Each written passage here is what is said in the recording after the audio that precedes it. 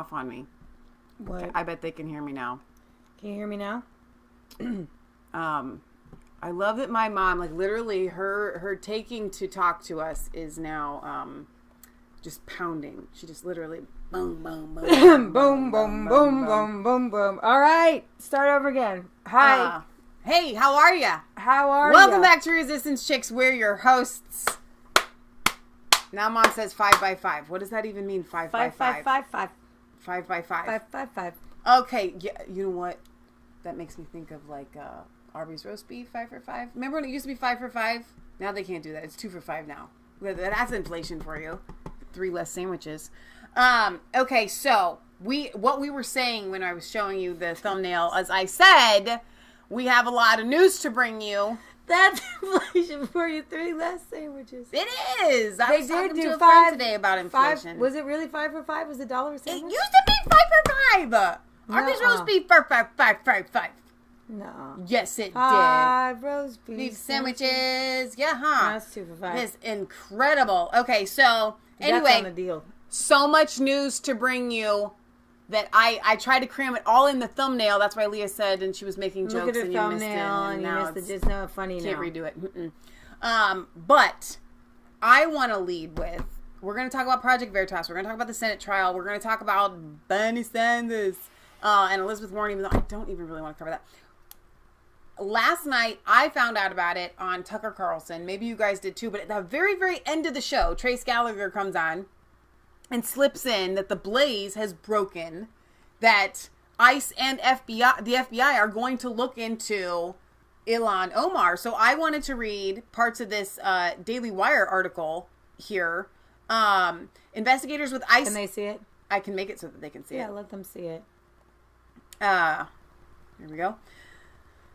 And the FBI reviewing criminal allegations against Ilhan Omar, report says investigators with multiple federal agencies are reportedly reviewing evidence of alleged crimes committed by far-left Representative Ilhan Omar that center around her marital history. The Blaze reported that toward the end of last year, the Department of Justice had assigned an FBI special agent in charge to review her apparent astonishing spree of felonies from 2009 to 2017. The Blaze noted that the FBI SAC stated that the wide range of criminal activity suggested by the evidence against her led the FBI to expand the review. Expand the review to other federal departments, and that in recent weeks, Immigration and Customs Enforcement (ICE) and the Department of Education inspector. That's because of student loans. Not student loans, but getting her brother into college by marrying him. Well, yeah, like getting they said it was actually had to do with you're right. I guess student loan fraud. Yeah, because you're getting under false pretenses. Inspector General have joined the investigation. The Blaze's report was authorized by this guy, David Steinberg, who has extensively covered the criminal allegations against Omar for many months. While at PJ Media, the Blaze reported that ICE's involvement in the investigation pertains to questions about her 2009 marriage, which allegedly includes 8 instances of perjury, immigration fraud, marriage fraud, up to 8 years of state and federal tax fraud, 2 years of federal student loan fraud, and even bigamy. The thing of it is that... So you could go on and read the rest of that, but... The major thing is that she supposedly divorced her first husband... to marry her brother. The very day...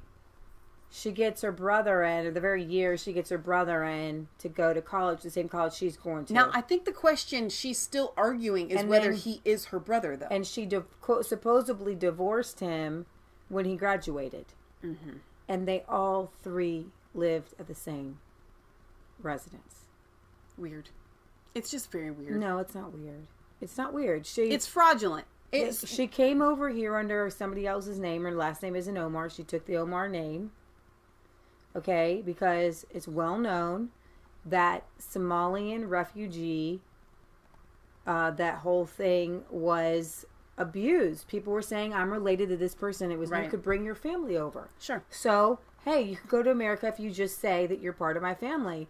Your records are, let's pretend your records are gone. We'll just say that you're part of our family. But if he was her brother, why not just bring him over because he's her brother? That's a really good question, but they got the sister and her and her dad in. That Somalian refugee. the brother. Right. Oh, that way. So, yeah. That is, it's big news. You know, if they investigate her, oh my gosh. Like, it's so great. Now, actually, another thing that was on, I think it was Tucker. Where was it that I saw that, no, it was on a different program. Anyway, it doesn't matter. There is this great other Muslim lady who is contesting her seat. She's going to fight against her. There's a lot of people contesting her seat, but I loved listening to her today because she is very, very like sound-minded, and she loves America, and she is a Muslim. So once again, Leah and I are here. I don't care what your opinion is. No, I really do. But on our channel, our stance is, listen, I don't care if you're Muslim. I don't care if Islam is your religion or whatever. I don't care what you believe. I need you to love my country. And this lady loves our country, and she hates you love America, what Ilhan if you Omar love the founding of America. Yeah, then you can be an American. Absolutely. But Ilhan Omar hates America. Yeah. Okay. So yeah, there's that. Great. Hopefully there's going to be some comeuppance there. I'm going to try my best. Is that what you mean? Comeuppance? Comeuppance, yeah, which means to be. Ilhan Omar would get her comeuppance. Exactly. Yeah. I thought you meant hopefully there will be something that comes out of this. Like, so I'm going to play a little bit of this recent Project Veritas drop. I have both of those if you want me to play them. But you can play some of it. Tell them what it is. Okay, so Bernie Sanders. Now remember, I wouldn't put, if there was a Trump campaign manager in a certain state that oh my gosh, was crazy, I wouldn't put it on Trump. For sure. But the media would. You want to know why? The media say, oh, they find one white supremacist or one redneck. Oh, look what all Trump supporters.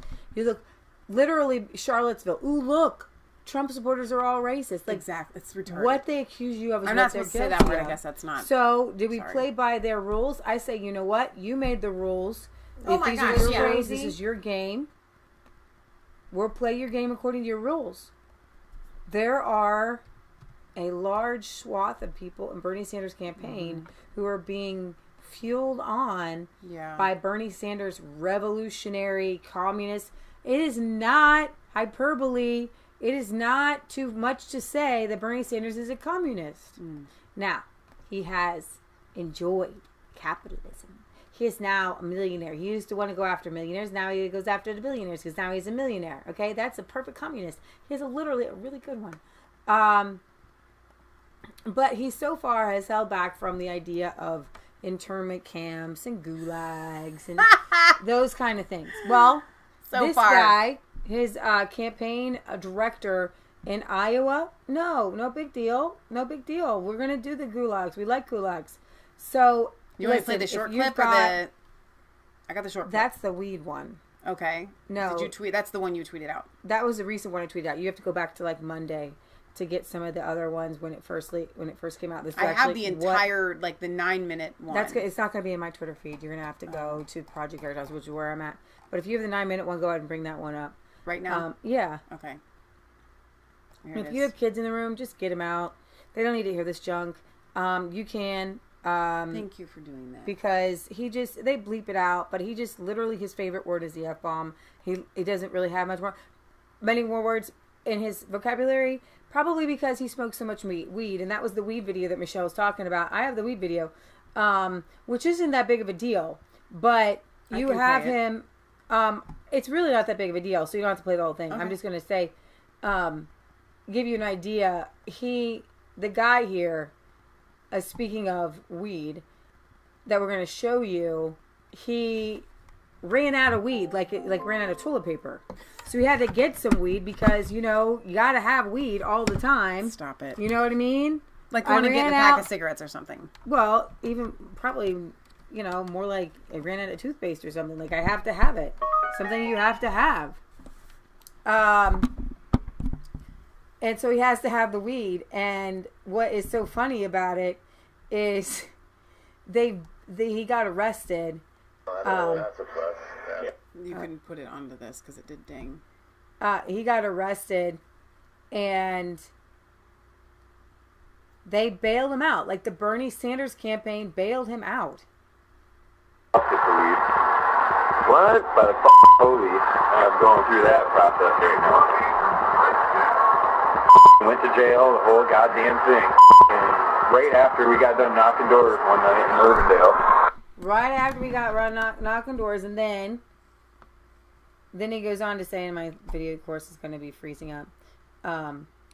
It's easier for them to read those subtitles, though, if it's big. That's why I was going to play it. You didn't need to. I was just going to tell him. Okay, like, that's fine. You don't need to hear this guy all the time. Because, like, I was just really put off by having to hear him. It's just so many F-bombs and even reading it. So I was going to say, I already did it for you, so you wouldn't have to do it. Well, they can also go to Project Veritas and see them as well.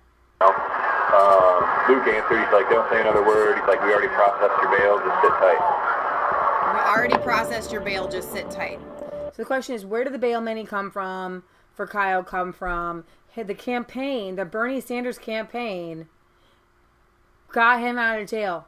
And then, this comes out, and the very next thing that Bernie Sanders tweets out, now everybody knows he wants to legalize marijuana, but like, what are the odds are he's standing up for this guy? Like, I see this as him standing up for this guy. I don't know how many times, or his campaign. When did this break? A few days ago? Seems like it's been a while. It's been this past week, but I just mean. Well, he said, oh, I know who did it. It was Tim Pool who actually agreed with him. So it wasn't Bernie? No, Tim Pool tweeted out Bernie saying, yes, we need to legalize everything. And, I understand, and like decriminalize. Okay. So Tim Pool, this is 4 hours ago from Bernie Sanders. The criminalization of marijuana has been a disaster. We need to legalize it. We need to expunge past convictions. We need to invest in communities destroyed by the war on drugs. Okay. Wait, what? So we have the communities destroyed by the war on drugs. But when I drive downtown, it's not the war on drugs that has destroyed the communities. It's just drugs. Like, it's just heroin. Like, heroin destroys people and communities. If you, like... Now, I understand marijuana. I know people want it to be legal. It's a slippery slope because you have to recognize that people who smoke pot on a regular basis are not mentally sound. That's so true. This guy is proof positive that you cannot smoke marijuana on a regular basis and carry on an intelligent conversation. But here's the deal, and you Leah. think you can. You know why? You know why? Now listen, I know I have never smoked weed. How do you know? How do you know what weed does to people? Because I watch it. What happens to them? I have friends and I have neighbors who smoke pot, and that's fine, whatever. Okay, but I have watched your mental capacity decline, and it's only those that smoke pot. I'm not looking at anybody else around me watching their mental capacity decline. And here's the thing. There's a reason why when you talk to somebody who's high, they get talking like this. Because whole world everything is going in so their fast. brain, there is going so fast. They feel like they are super smart. Like, you don't understand. So I got this thing going on in my head that's going so fast, and I'm just so We worked with a lot of kids at Teen Challenge. We had an ex-drug addict. We tried to rehabilitate him. He did really good for a while. But we talked to him a lot about drugs, a lot about his experience. The number one thing that his like druggy people like to say, they're gonna eat McDonald's, they're gonna drink Coke, but like, dude, marijuana is all natural, baby. It's natural. You got this receptor. It's a THC receptor, and God wouldn't put it there unless you know. That's like saying, hey, God wouldn't have made it so that men can be attracted to kids if he didn't want them to be attracted to kids. No, there's a wrong way to do things and there's a right way to do things, y'all. Okay? And the problem with people who like, oh, I can smoke marijuana and drive and I don't have a problem. When your brain's going really, really fast, but your reactions are slow, you become a danger to society. And we do not have the mechanisms out there, like you do with the alcohol, we learned the hard way with alcohol, drinking and driving. Now we have these breathalyzers because people aren't sound-minded enough to realize that they're too drunk to drive. Alcohol is legal. Should we outlaw alcohol? What's the difference between marijuana and alcohol? We certainly have outlaw drinking and driving. Okay? We could just outlaw smoking pot and driving. Well, and I'll tell you another thing. It's just two different things. And I'm not going to go, I don't really want to go on a whole big tangent on it. But and I'm not saying don't legalize it. But what I'm saying is you need to be ready for the consequences, because alcoholism and drunk driving, they cause 40,000 people to die every year in accidents. Homicides, I'm going to call them. People get behind the wheel and they kill people. They slaughter people. They maim them. They rip them from limb. Okay? And those people would still be alive if people didn't drink or drive. So you have to recognize that with marijuana, there are a lot of things going on. And then look at Ground Zero in Colorado, where people are going into hospitals, overdosing. They say you can't overdose on marijuana. They're going in with hallucinations.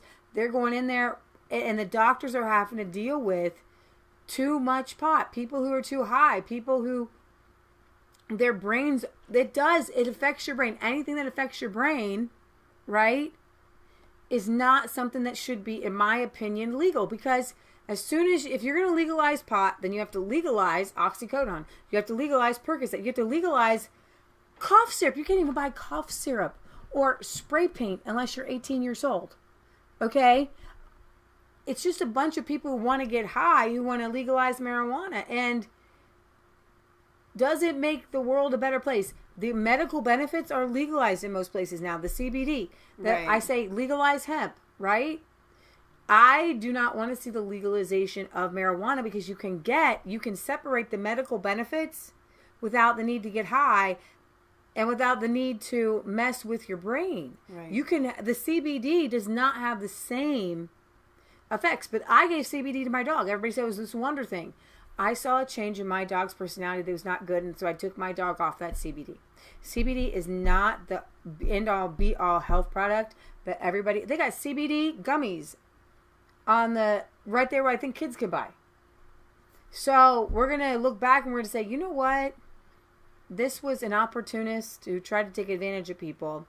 But that was a definite side journey on this Project Veritas thing. Okay, but I'll round off with this. Listen, I understand that there are people that in our chat, and I can't talk to you, okay, in person. So I'm going to set you aside, okay? Weed is not less like coffee. Okay. Okay? Because hang on, let me finish my sentence. But the people that I have spoken to in person that are pro the legalization of marijuana are not firing on all cylinders. Okay? They aren't. Like, they legit are not. Yeah. The people that tell me that they smoke marijuana and they think it should be legal, when I talk to those people about it, you have to understand that before you even brought it up and before I even knew that that was your stance, I could tell something was not right about you. Yeah. Okay? And so that's the thing. You have to be able to understand that if you are smoking marijuana, other people are probably seeing things about you in your life that you don't recognize. You have declined. Because your brain is going fast. But your reactions are slower. I've been smoking pot and I'm fine and not... Really? Would you even have somebody in your life that does not smoke marijuana that would be 100% honest about you? Yeah. That is like a sound-minded person, not like, unfortunately, somebody of lesser brain capacity? I mean, like a legit real person. Like, not real person, but you know what I mean? Like somebody that is intelligent, holds a significant job in life, like that could literally, and that would be honest with you. Right. Are you okay? It lowers your intellect. And there are studies out there. What if it lowered your intellect by 3%? If you're cool with that, you're cool with that. But you have to admit that you are less intelligent by smoking pot. Yeah. Okay? There's lots of studies that smoking pot lowers your intelligence. It lowers your reaction abilities. And so, but as a libertarian, you can say that should be your choice, right? But you have to admit it. You got to own it. I'm dumber today. You just have to say, I want to smoke pot. It makes me feel better, and I'm happy with being dumber today. And you have to say, I'm happy with other people being dumber. But do you want those dumber people building your bridges? Do you want those dumber people doing your brain surgeries? Right. Okay? Do you want somebody being like, my brain's going so fast doing my brain surgery, and I'm taking care of you, man, and I'm just going so fast, and everybody else in the room is like, sir, you're not going as fast as you think you are. Okay? And then there is, and the be-all and end-all for us, for our stance, and regardless of yours, I would appreciate if you would at least respect this. Because of our dealing with the Young Men at Teen Challenge. Yeah. And every single one of them telling us that they would not have gotten hooked on hard drugs if marijuana was not a gateway drug. Now, so many people say, no, marijuana is not a gateway. There's so many people that smoke pot and don't get, that's fine. But every single person that I have ever spoken to, and then they tell me that every single person that they have been involved with never would have started hard drugs if they didn't start with marijuana. Okay? Do you understand what I'm saying? You know, there is the oxycodone, and everybody talks about the Percocets and the oxycodones and everything, and everybody's okay with that. Right. They say that did lead people to heroin. That did lead people to Sure. But because there's millions of people that smoke marijuana and not all of them go on to do heroin, right? They say, well, there's no causation. There's many people that take painkillers and they don't go on to pop them. Exactly. And then you have what it is if something is illegal and it alters your mind. Yeah. What you do is you've lowered your self-control. I do this one thing that is illegal. Right. I hide it. I hide it from the police. It alters my mind. It takes me places. Okay? Admit it. It takes you places. No, Leah, it's just called relaxes getting me. High for a reason. It just relaxes me. So then that high, some people say, I'm happy with that high. But some people aren't happy with just that high. They have to have so another then they go on to something else. Okay? So while we talk about marijuana and weed, and you can talk about, go ahead, say all the good things about it. But you have to recognize that there is some negatives. Right. And that's the thing that I hear. Nobody that's ever pro marijuana will ever admit. I want to talk about the negatives. No, it's not a gateway drug. You don't understand. Those people will get hooked on drugs no matter what. You're wrong. Or no, it doesn't make people stupid. Or no this or no that. You're lying. You can't even admit there are pros and cons to everything in this world. Right. And if you can't admit the cons of something, then you're biased and you are not sound-minded. Well, I will say that 20 years, like you say, Corey, 20 years is crazy for marijuana, especially considered when pedophiles and things like people like that can get out earlier. Right. I'm not saying that jail time is always the best. Right. Okay? But these marijuana people, they don't want to talk about the consequences. They don't want to talk about the family consequences. Right. They don't want to talk about the fact that if you're sitting there in your room and you're high and you have children in your room, you're not there with them. Right. Okay? Just like if you're drunk and you're with your kids, okay? You're not there with your family. You're not there. You're not present with them. You're high. Right. You gatewayed yourself into another dimension. And to be high is different than being drunk. You have to admit that as well. But they're two different things. I'm not defending either, but I'm just saying they are two different mental states. Yeah. But in the Bible, it says not to be drunk. So if it says not to be drunk... No, I'm not saying that people can't hold down jobs. Many people I know. Listen, I know lots of people that smoke. Lots of people hold down jobs. I'm saying that they are not operating on to their top. Right. They literally, the studies show you knock down a little bit. So your people out there, I'll tell you the worst. They hold down top careers. You're right. They are doctors. They are brain surgeons. But once it knocks them down a notch. Once they've been doing it for like 20 years, that's when it's really, really noticeable. And I think that a lot of people, like, once you hit that age, you just don't even care anymore. You don't care that you are not the same person that you were 20 years ago. And it's heartbreaking for me. It's really sad. And the studies show that especially brains that are developing, young teenage brains, especially young male teenage brains, they underdevelop. Right. They underdevelop. They never get it back. So a lot of the people that you think are just mentally retarded, they're not. They had their brains damaged. Right. And Jim West says, I think that the risk is some could switch from the weak stuff to the stronger weed, though. And it's not the same weed from the 70s and 80s. There's a lot of caveats that you're going to talk about. It's literally, I don't know how, it's literally like the doses that they're taking people out. It's such a public health crisis. Mm-hmm. Guys, I have friends, I have neighbors I know who smoke. I think we could do a whole episode like on this, but I wish that we would do an episode like where Leah and I operate the way that we view when anybody here arguing that you're fine smoking pot, the way that you sound when you're smoking pot. So Leah, what's our next I think we're gonna go on to this world of Bernie, and I'm thinking I'm liking him a little bit more today than I did. Bernie Sanders. you know it's so slow. It's hard. Guys, it's so difficult. It's very difficult. It's difficult for me to have a conversation with a drunk person. Yeah. It's just as difficult for me to have a conversation with a high person. Like, I avoid it at all costs. Not even just, and I'm talking when you're high. When you aren't high, it still is noticeable. People know when you smoke pot. Wait, sorry. I forgot to go like this. Because the light is so bright in here. Right. I don't ever open my eyes. It's so bright. It's so bright. The world is so bright. Okay, so Patriot Gallery's probably coming down here to tell us to get off the subject. We got on a roll. Veritas. Yeah, we're moving on. Mom's like, moving on.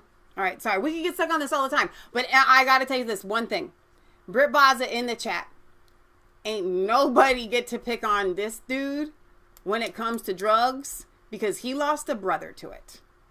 And he literally lived through, correct me if I'm wrong, Barry, decades of watching your brother struggle with drugs. So if there's anybody that has a leg to stand on here, y'all have nothing that you can say to him.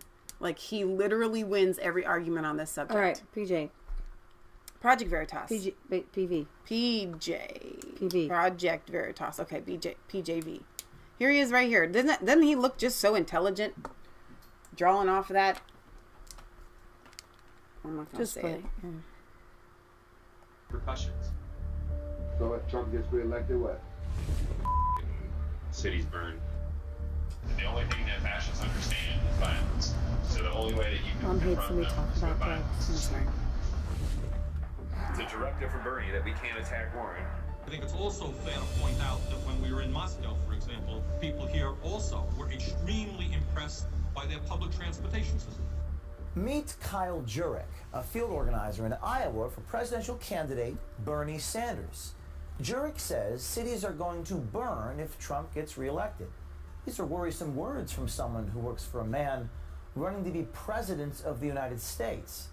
Now, the evidence shows Kyle Jurek has been in politics since 2018, when, according to these FEC records, Jurek was paid $500 while working for the Democratic Senate Campaign Committee. The FEC records also show he has worked for the Sanders campaign for over 6 months. And so far, Jurek has earned nearly $11,000. Yeah, they seem emboldened. They have been emboldened by Trump and all that rhetoric and shit. But they are scared and senseless of anti-fascists. Even the ones that are kind of like, the right-wing people. The only thing that works, the only thing that fascists understand is violence. So the only way that you can confront them is with violence. So if Trump gets reelected, what? Cities burn. What you gotta do? Yeah. We don't have a lot of time left. We have to save, obviously Trump don't get too about making sure that the world doesn't burn. Bernie doesn't get the nomination. If it goes to the second round in the DNC convention, Milwaukee will burn. It'll start in Milwaukee, and then when the police push back on that, and other cities are going Be ready to be in Milwaukee for the DNC convention. Well, what I gotta say. Oh, I plan on being there. What about Des Moines? We're gonna make 1978 look like a f***ing Girl Scout f***ing cookout. What does that mean? Remember what happened when McGovern got f***ed in Chicago in 1978? Riots. People getting beaten by the cops. The cops are gonna be the ones that are getting f***ing beaten in Milwaukee. You're gonna call it the National Guard for that shit. Promise you that. Jurek is clearly very radical, but also very confused about his political history. He talks about riots in Chicago in 1978 when George McGovern was running for president. In fact, the riots were in 1968 when Hubert Humphrey was the Democratic nominee. McGovern ran for president in 1972, and there were no riots that year. Like, if Bernie doesn't, if they f***ing take Bernie from us, then we have nothing else left to lose. But at all costs, whatever it takes. And that's why, like, when they're like, oh, anti-fascists are violent, it's because we're willing to go above and beyond what the law says is acceptable. Like, oh, free speech, yeah. Like, they try to be like, you know, oh, you're a victim, or you're against free speech. No, we're not against free speech. We're against hate speech. And if your free speech is something that, like, these people shouldn't exist, then I don't give a if it's free speech or not. You don't need to, like, free speech has repercussions. Yeah. There are consequences to your speech, right? And if your speech is calling for the elimination of people based on race or gender or religion. I gotta pause this right here because I just want to do a correction here, and I know all of you viewing this already know this, but the only side that is calling for the elimination of people is the left, and that's through abortion. Mm-hmm. No one is calling, and that's it.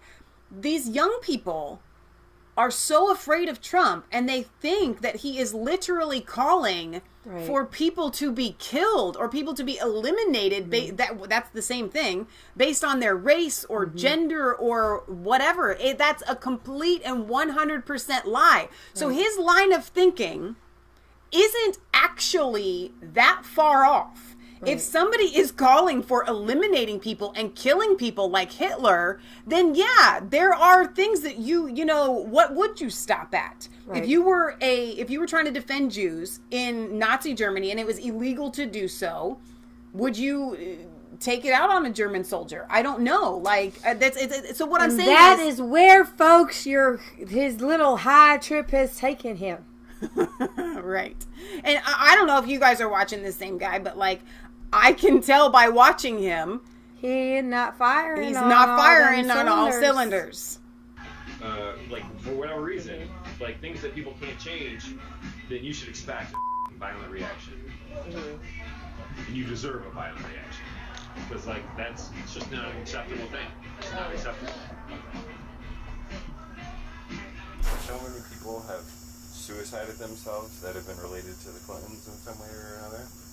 It's f***ing insane. Kill the Clintons? Maybe. Revolution. Kill the Clintons? Revolution is on. Let me tell you something about this revolution. No, we don't gotta kill the Clintons. We'll make them kill themselves. How's that? Reign of terror. It's clear in Jurek's idea of a revolution, Democratic candidates like Tom Steyer and Mike Bloomberg wouldn't be safe, and in his world, networks like MSNBC or even moderate liberals wouldn't be immune. Throw down? I'm ready to throw down now. I don't want to have to wait for to see it. Yeah, with who though? Who's we gonna throw down with? Billionaire class. Media. Go walk into that MSNBC studios, drag those fuckers up by their hair, and light them on fire in the streets. Guys like that. What are we gonna do with them? Gulag. Liberals get to fucking wall first. What are we gonna do with those people that resist the change? Because that's a big deal. Well, I'll tell you what. In Cuba, what do they do to reactionaries?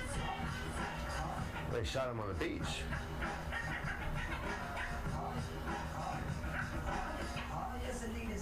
You want to fight against the revolution? You're gonna die for it, motherfucker. Jurek also has some pretty harsh words for Sanders' rival on the left, Elizabeth Warren.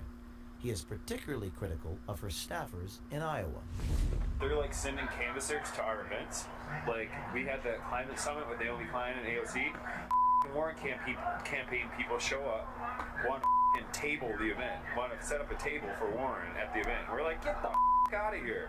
This isn't a Warren event. You're not coming in here and scooping up people. Like, no. No.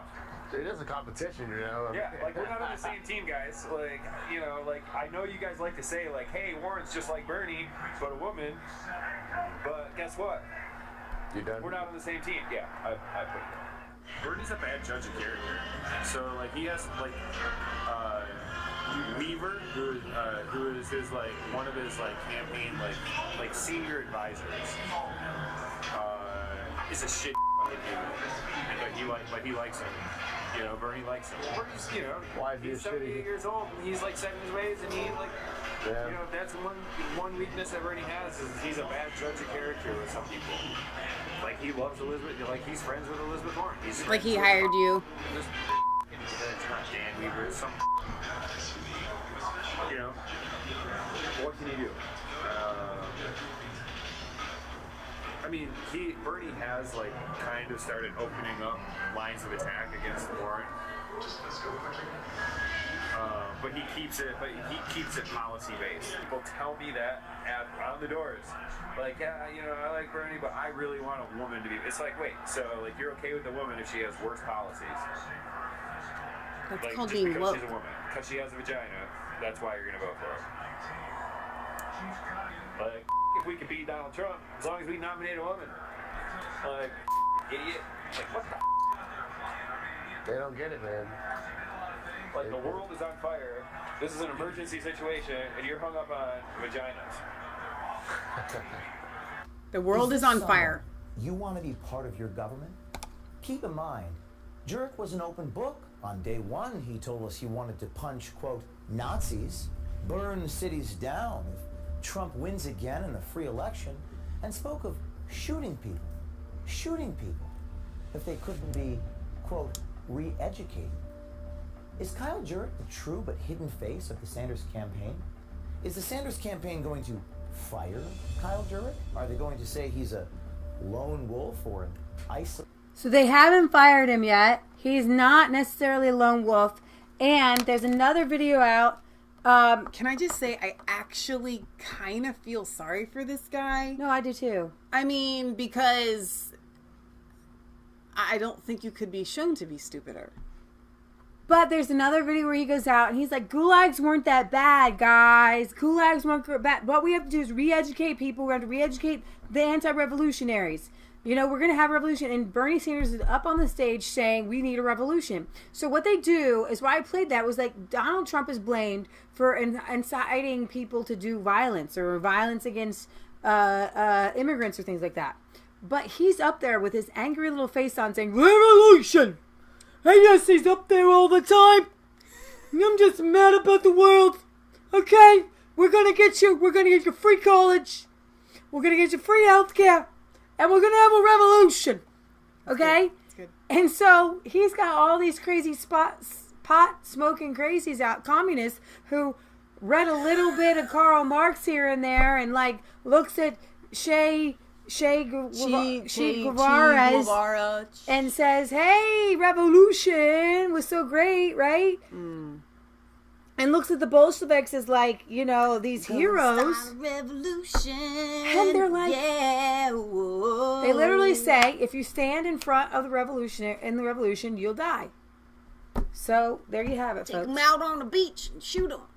And then he starts jamming to it because the music's playing. It was hard. That was hard to watch. Like, especially with all the F-bombs. I picked on you because of the pot, and I'm sorry about that. I'm not really, but sorry if it hurt anyone's feelings.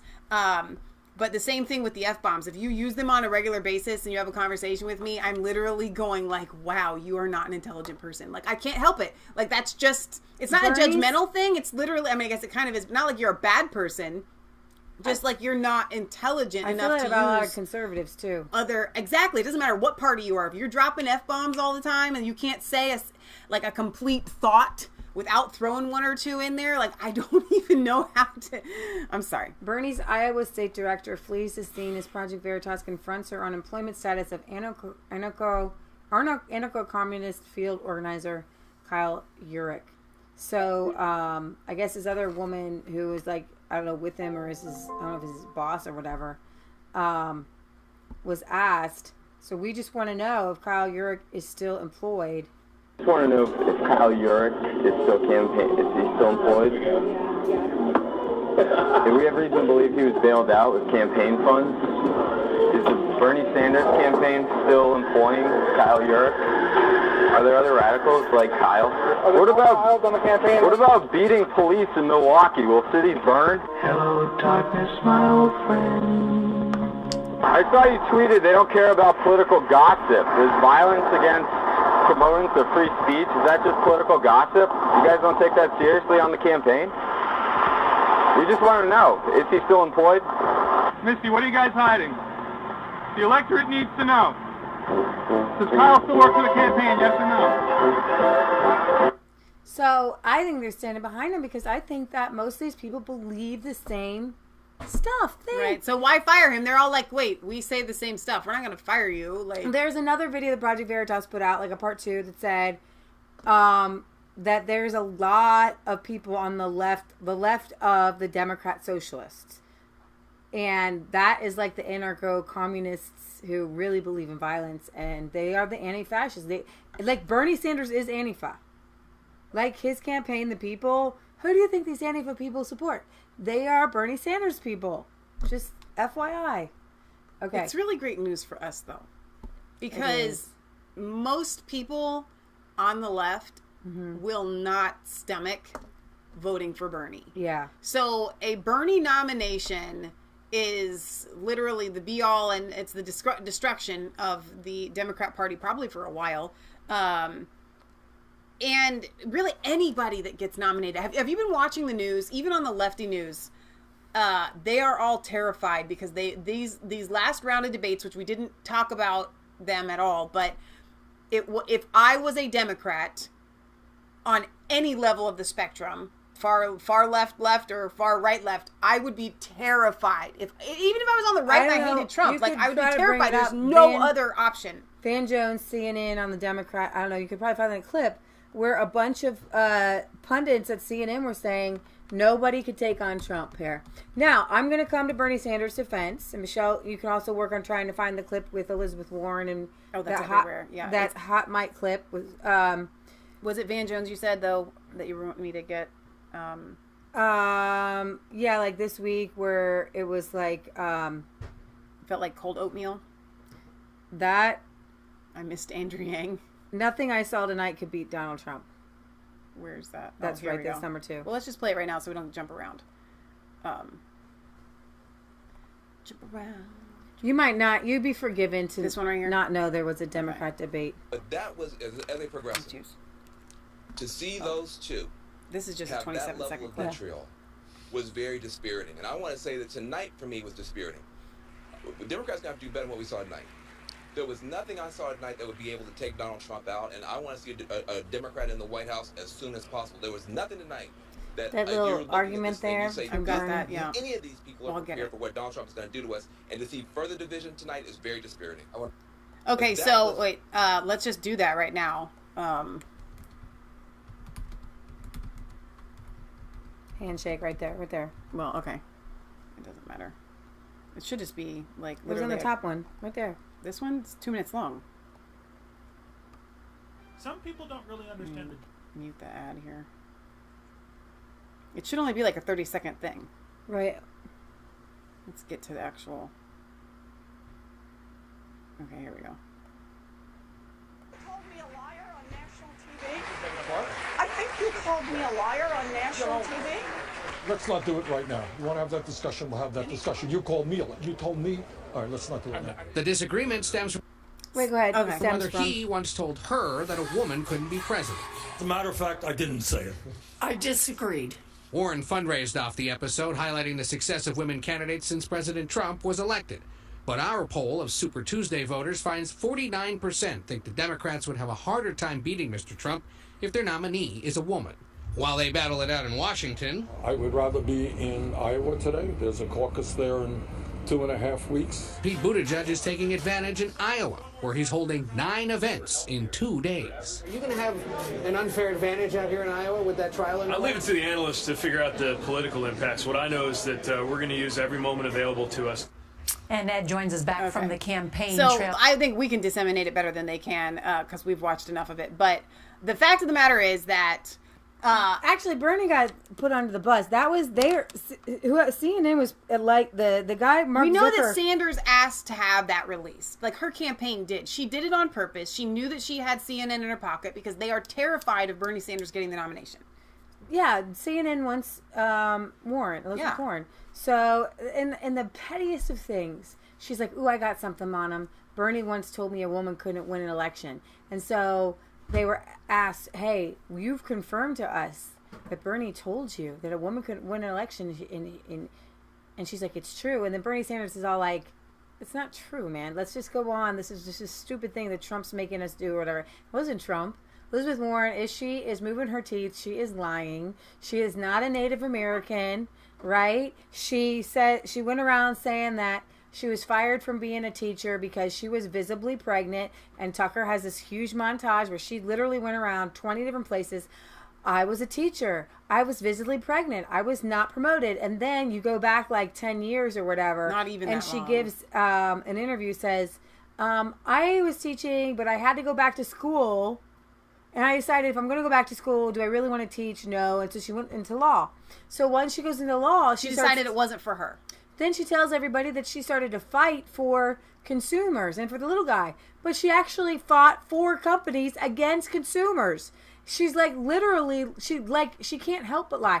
And she was a Republican before she was a Democrat. There is not one belief that she holds inside of her heart except for that she wants to be, a politician. Yeah. That's the only thing that And she'll take whatever avenue, you know. And she's so everybody's riding the waves of extreme Bernieism. She's a perfect example of a politician. She is the perfect example of a politician. She will tell you, I am the perfect politician, and she really is. I have to hand it to Bernie. I don't believe he lies. I believe that he cowers, that he hides, but he's not a liar. And that he's manipulated by others in power. But here's the deal. Wait, here. Donald Trump. They are rigging the election against Bernie Sanders. Just like the last time, only even more obviously, they are bringing him out of so important to Iowa in order that, as a senator, he sit through the impeachment hoax trial. Crazy Nancy thereby gives the strong edge to Sleepy Joe Biden. Bernie is shut out again. Very unfair, but that's the way the Democrats play the game. Anyway, it's a lot of fun to watch. But my question is this, and I'm not the... That's the president of the United States of I America. had this thought, and then I heard that British guy on Tucker give it as well. So it was my own original thought. I just want to take credit for it. But you read the statistics of 49% don't think that a woman really can beat Trump. But he said, so if like I were to tell a homosexual that in Iran they're not going to be able to win some sort of seat, right? Does that make me a homophobe, or does that make me just a fact stater? You know what I'm saying? So when it comes to Bernie Sanders, if he did say that, that doesn't make him a misogynist. That doesn't make him a sexist. It just makes him a fact stater. It would be difficult. No, he'd be a misogynist if he more was difficult Bernie, for a if woman he was Joe Biden to beat giving all Trump. the massages. But really, in all honesty, actually, I don't even really agree with that. I have to be honest. I think that any candidate in today's day and age would do really well if they were a good candidate. People aren't judging people by the color of their skin or their Did gender. anybody else get my joke? No. He would be a misogynist if he were Joe Biden giving all the massages. Oh, that's good. That's good. And you just kept rolling. I'm just like... I was finishing a thought. There was a ba-boom ching there. You should have waited for your ba-boom ching until my thought was finished. No, you jump in with the ba-boom. Ching. Chings. Okay. Oh, my gosh. Jim West says Hillary already proved Bernie right. See, I don't think so. People did not vote for Hillary because she was a woman. As a matter of fact, I think she did better because she was a woman. Yeah. If she had been a man, I think she would have done worse. Yeah. Like, seriously, people bend over backwards. People want something different. Anything All the different. time. Give us an Asian president. Give us anything. Okay, people, that's why Donald Trump got elected, because he was different. If they're a strong candidate, people like to hear strong candidates, and that's just the truth. Okay, so... Warren is a weak, flimsy, mamsy-pamsy. Even her voice isn't a strong voice. Tulsi Gabbard, strong candidate. She probably could have, she was the only person, if the entire left had gotten behind her, would have given Trump a legit run for her, for his money. If the media got behind her... I would have been scared.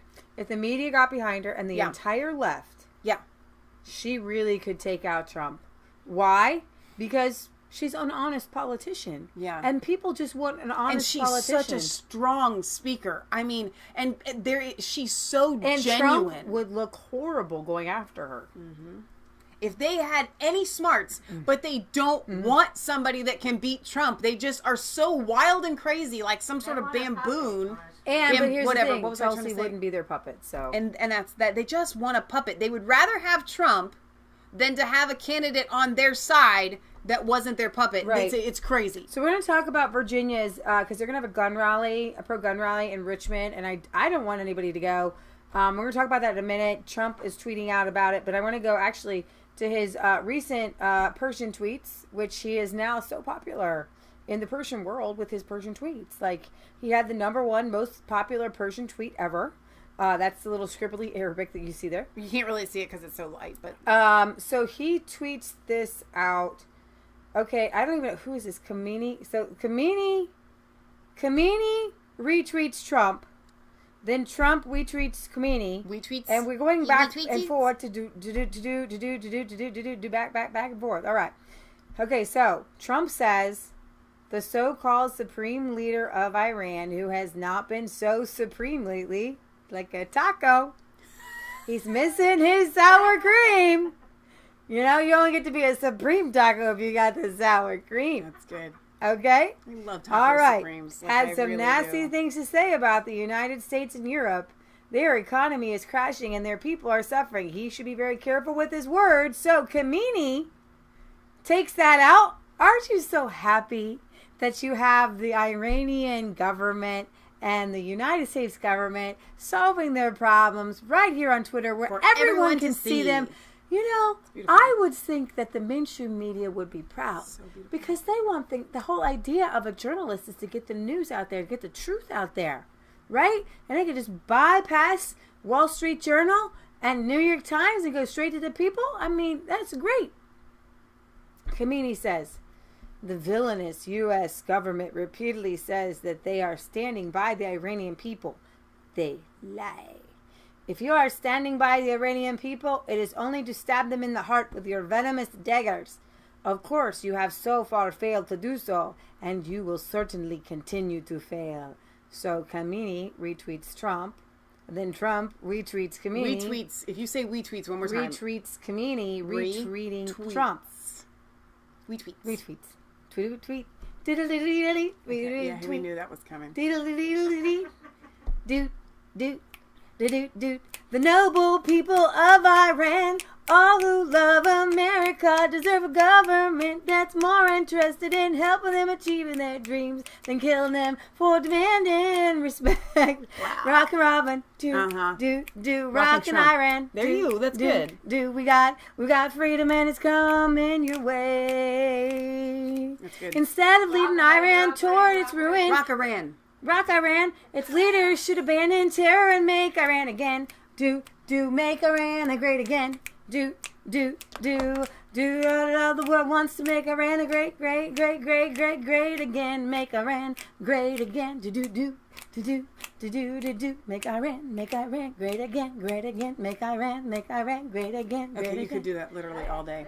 Oh my So gosh. I want to say that we literally, I love. I want to say we planned this out, but that was so spontaneous. I tried to call out more comments in the show, and I tried to highlight the really intelligent ones first. However, I'm going to call out one because Is this about weed? No. Okay, so we have somebody on Periscope. We're streaming on Periscope, Facebook, and YouTube right now. On Periscope is the tweeter. Yeah, the tweeter. The tweeter. Says, I'm Antifa. Are you pro-fascism? Okay. But that was the third comment here. Oh, dear. Says, clearly education would help you. That's us. Veritas is a joke because they legit get actual footage and not just make things up. Like, they literally have footage of this guy. How is that a joke? But my favorite one, and this does go to show that you do have a minor amount of intelligence. Okay. He then says, he or she, I don't know, Grimmage. 2 kids talking about things they know very little about. Kids. Thank you. Thank you. Oh, God bless your heart. God bless your little heart. God bless your little heart. Bless you. You just made my day. You made my whole day. Thank you. You literally have made my whole day. You know, I was walking today. They're taking one of my trails and they're turning it into a subdivision. I know, it's really sad. They're putting It's not a subdivision. It's 20 houses. 20? They can't fit 20 houses up there. $500,000 apiece. Where did you find this out? Today when somebody called me and said, hey, where's my dog walking kid? And I said, that's me. That's me. I'm your dog walking kid. What do you need, sir? What do you need, sir? And they said, I hope you're... He said that from they might... far away, I think... speak good over you like that. It is. Kid. Where's my dog walking kid? That's me. That's me. I haven't been a kid in 20 years, but I'll take it. I'll take it, baby. I love it. I'll take what I can get. Mitch, thank you. Thank you. And very many thank yous. I don't care about anything else you said. You call us kids. I'm happy to have you come. We are and so glad you're scrimmage. here. Scrimmage. Okay, so to Virginia we go.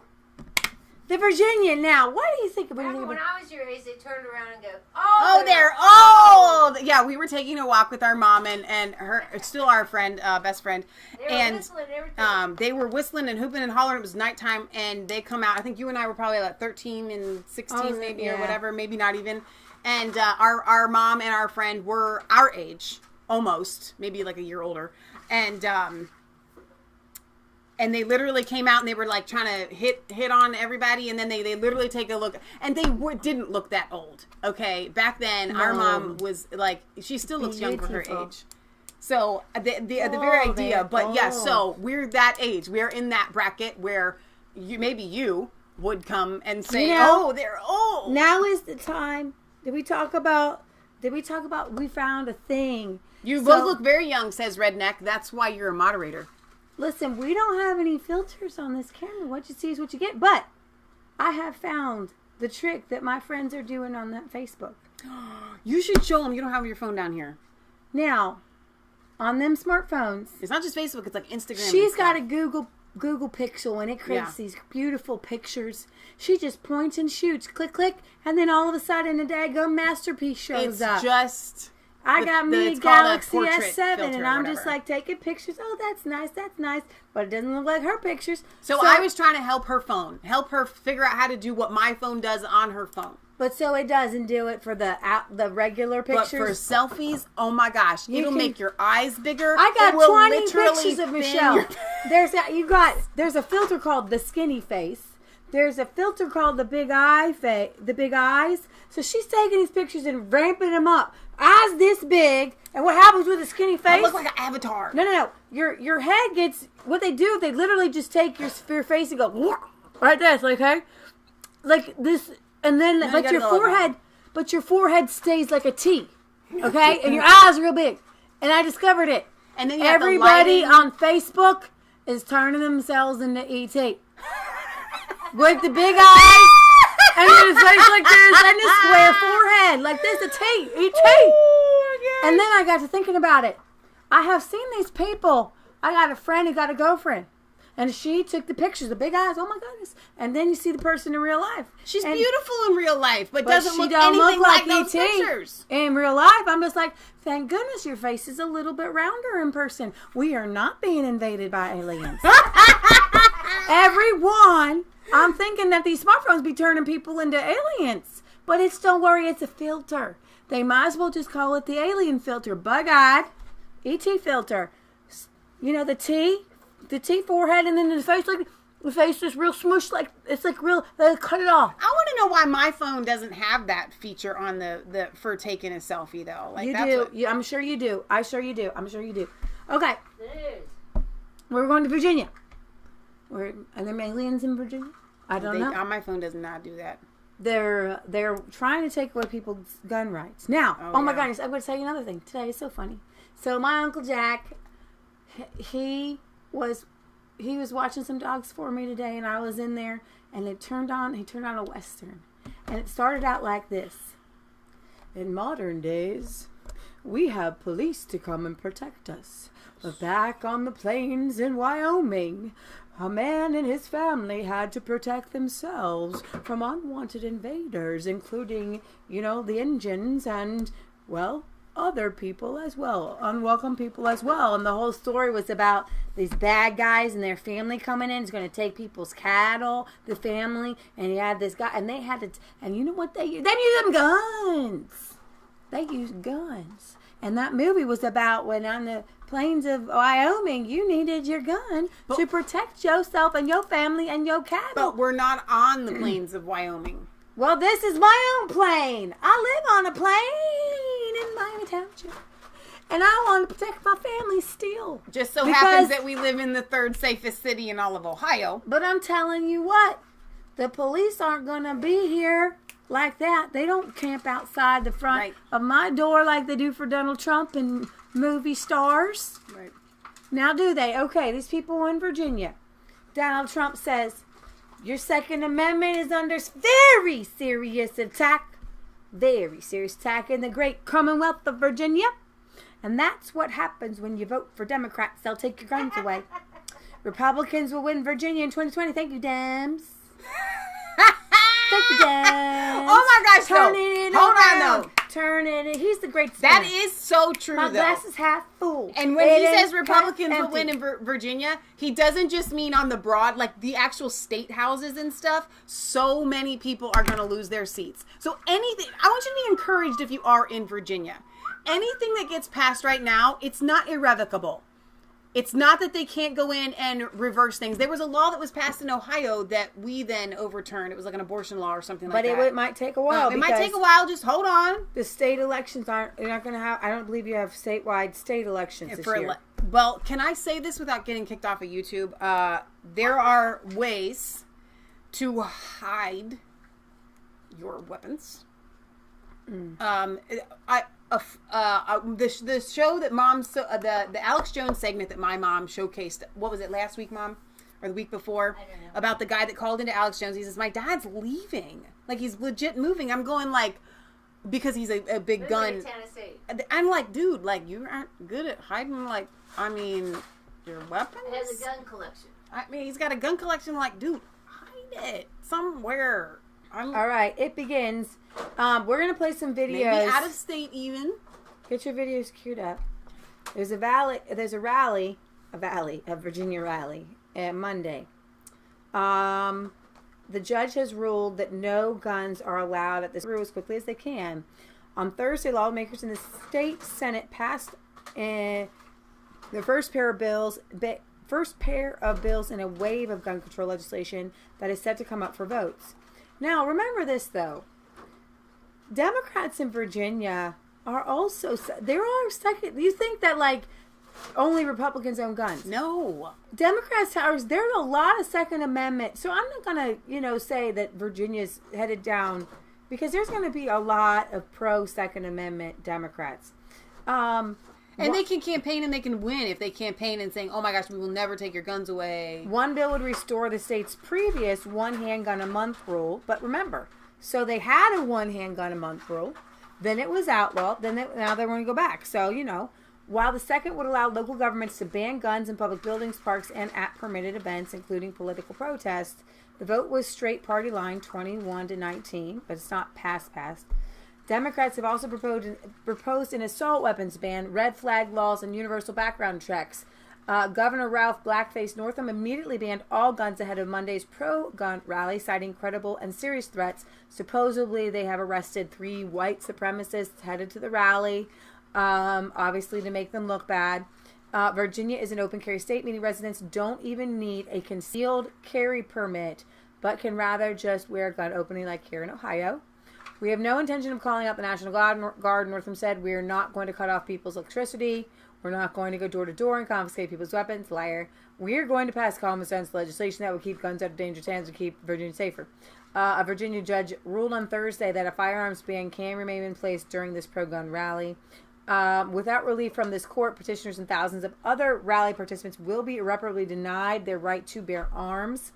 But Virginia Attorney General Mark Herring on Friday urged the state Supreme Court to reject the appeal, determined to prevent another tragedy. Okay, so go ahead and play some of these videos to let people know what is going on in Virginia. People are fighting back, and I want you to hear some of the testimonies of people of why they believe their Second Amendment is so important to them. Can we rewind this to the beginning? Rewind this to the beginning. Thank you very much. Once again, very much. Stricter gun laws move forward in Virginia. Democratic lawmakers are gaining momentum, and that's how Trevor, gun rights supporters to voice their concerns. 10 News reporter Tommy Lopez joins us now in the newsroom tonight. Tommy, it was quite a heated debate today. It was. A lot of people were fired up today at the Capitol, and we heard personal stories, emotional stories from gun owners. They were arguing that these new measures would hurt their ability to protect themselves.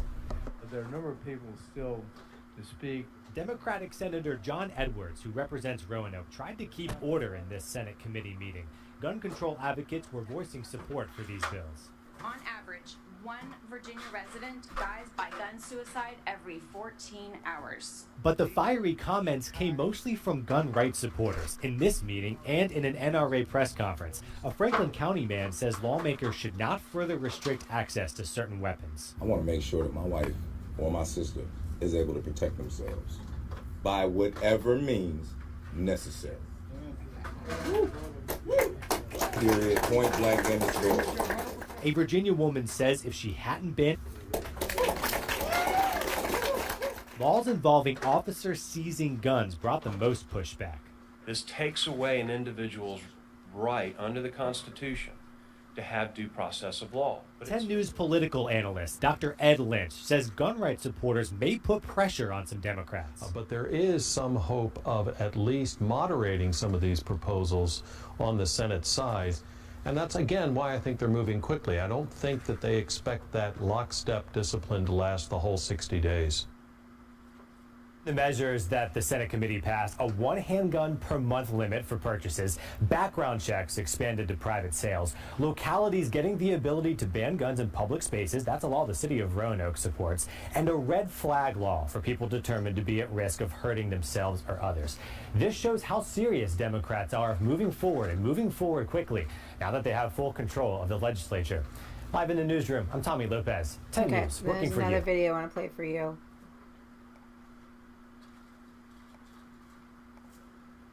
Close that one out. All right. Meetings like this are happening across the Commonwealth of Virginia. Citizens concerned about gun restrictions coming from the state's newly empowered Democrats are taking action to protect their Second Amendment rights. It is sad that here in Virginia it has come to this with the great history of our state. It was a Virginian, James Madison, who wrote the Second Amendment. But the 1,500 people who showed up to this Shenandoah Valley meeting want their local leaders to declare their county a Second Amendment sanctuary. That's because they fear law-abiding gun owners will soon find themselves on the wrong side of the law. We're actually going to be a sanctuary county, unlike your sanctuary cities that are literally violating federal laws, where we're just trying to protect people's rights. The resolution says certain legislation that has been introduced in the Virginia General Assembly and has or may be introduced in the United States Congress could have the effect of infringing on the rights of law-abiding citizens to keep and bear arms. public funds of the county shall not be used to aid in the unnecessary or unconstitutional restriction of the rights under the Second Amendment. Tim Carter is the local sheriff and president of the Virginia Sheriff's Association. I do think it does send a message to Richmond that rural counties feel like that their voice needs to be heard. More than 100 of Virginia's 133 localities have passed similar measures. During the last election cycle, millions poured in from out-of-state groups to buy campaign ads hostile to gun rights. And what we immediately saw from that was payback. We saw that we got New York-style anti-assault weapon type of bills proposed, pre-filed. He's referring to bills that would ban many commonly used sporting rifles, controversial red flag laws, and legislation to restrict gun purchases, among others. Folks, I will never, ever render my weapon. Rural citizens are organizing against the coming wave. The Second Amendment was not put in for hunting, as some people like to say. It was put in to defend against a tyrannical government. Gun legislation is nothing more than a feel-good, politically motivated measure that won't fix the root causes of gun violence. In this massive crowd, there was but one dissenter. I can't help but think that the concept of anarchy might be closer to reality than we'd like to think. In a statement, Republican Congressman Ben Cline writes, "Your God-given liberties cannot be taken away by the actions of men. They can only be suppressed. Speak loudly and with one voice." But Democratic Virginia Senator Mark Warner suggests taking a breath and waiting to see what the legislature passes. There may be disagreement, but I would hope, again, these communities would register their concerns, but then, I'm only going to support something that's going to be constitutional, but I do believe there are certain areas where the vast majority of Virginians, and I say this as somebody who owns firearms and believe that I'm a Second Amendment supporter, can find some common agreement. Other Virginia Democrats in Congress have suggested the state cut off funding to sheriffs who don't enforce future laws. They've also floated the idea of having the governor call in the National Guard. The ordeal has fired up Trump supporters. We have Trump fans coming from everywhere, and for some, for the first time, they say that they really want to vote Republican. Some folks took the chance to publicly vent about Washington. I was not appreciative of our last president, but I never did any of that garbage that they're doing. I let him do his job, whether I liked it or not. He did it, he left, it's someone else's turn. Get out of the way. Let our president do his job. Dang. There are questions about how far localities could go to defy. And you'll hear that on our show a lot, where we couldn't stand Obama. I didn't even want to listen to him. I couldn't stand the sound of his voice when he got elected the second time. We were holding anti-Obama I just rallies. waited, dude, he'll get out of office at some point. The fact that these people are so bent out of shape about it. What did the Tea Party do? The Tea Party kind of rose up as a result a little bit, right, and said, we're going to create a political movement and vote people in. Exactly. By state law, CIA but these did that. citizens want as many protections as possible. After all, constitutional challenges often take years to get resolved in court. I think they've woken a sleeping giant in the whole state. And as Democrats continue to push gun restrictions on a national level, we may see more and more Americans in rural communities just like this taking a stand. Jennifer Wishon, CBN News, Woodstock, Virginia. So you guys need to know, Patriot Alley did our first video on this to kind of really raise awareness of what's happening in Virginia. So on the one hand, it's really bad, but on the other hand, the persecution kind of brings people to the surface, and there are more of us than there are of them. So be excited. And people who may not have voted before, they're going to vote now. People who didn't have a voice before, they're voicing things now, and they are researching, and they're becoming well versed in what does the Constitution say? Right. What are my natural God-given rights? And you have local governments saying, hey, if you're going to have sanctuary city laws for illegal immigrants, we're going to have laws that say, oh, we're going to enforce the Constitution. And our county actually Claremont County just did it. Just made us a sanctuary Second Amendment sanctuary city. Second Amendment county. Right. Now, so when you talk about the Constitution, and this is really important, and this guy said it, and I want to reiterate, I want to highlight it. He said that a lot of people talk about the Second Amendment being for hunting. Mm-hmm. That just goes to show your ignorance, and so you need to step out of the conversation, read the Constitution, and go and read the Constitution. Exactly. Do the research our founding fathers and the original documents, and then you may come back to the conversation. But until you understand that the Second Amendment was put in place to keep a government in check, we're also supposed to have a well-organized militia, which they are also doing in Virginia. We'll get into some of the measures that the Virginians are taking to combat this. But I want you guys to recognize something so that you have information when you're having conversations with people.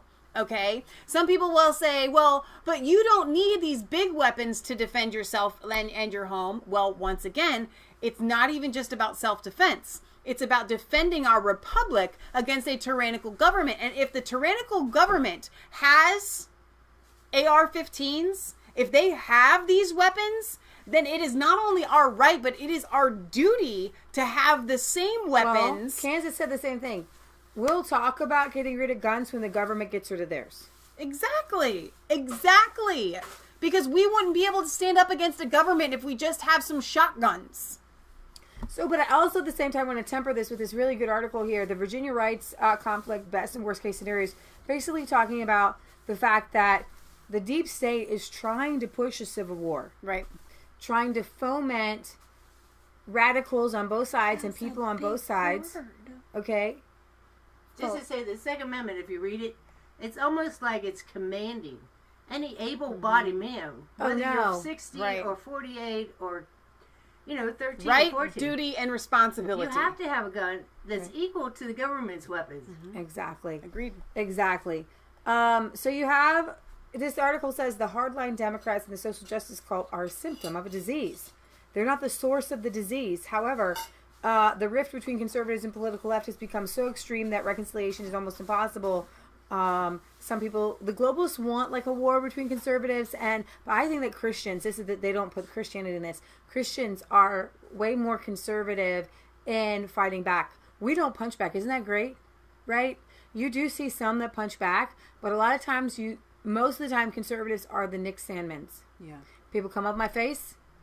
I'm only going to really defend myself as if you really come after me. Right. And you see the conservatives who are mostly being pushed and pushed and pushed, and they're just like standing back because when you're right, when you're the strong person, you can kind of stand back.